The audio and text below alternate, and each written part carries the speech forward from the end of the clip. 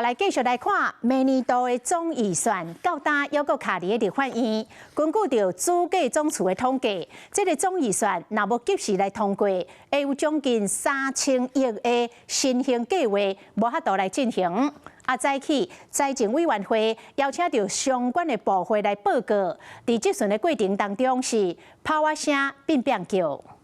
我们非常多药品韧性的部分，国内的药品能够自主化，都在这次的计划。这顺的立场激烈冲突，卫福部处长林静怡讲改善医疗环境，立为热事部中心，军人的待遇才是优先。你请回，谢委员，你请回，请委员支持预算，谢谢。 我当然支持预算，但是请你们支持军人加薪。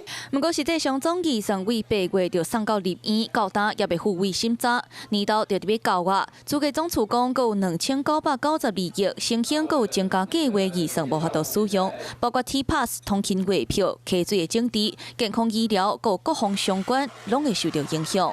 你认为2000亿的新兴计划，预估影响多少的经济成长率？每100亿会影响0.05%的一个百分比。换句话说，会影响到1%吗？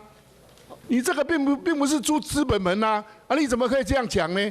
也有，对不对？也有资本门，资本人可能部分呐，但是你还没有纳进去。那国防部嘛提出数字，认为国防预算卡关，会冲击到因应敌方的威胁铺垫甲计划。我们还是觉得很遗憾，到今年10月为止的统计数字来看，基建进入我们应变区的数字是前2年平均数字的2倍。调查3不好，总预算当时也有进度，就要甲时间比赛。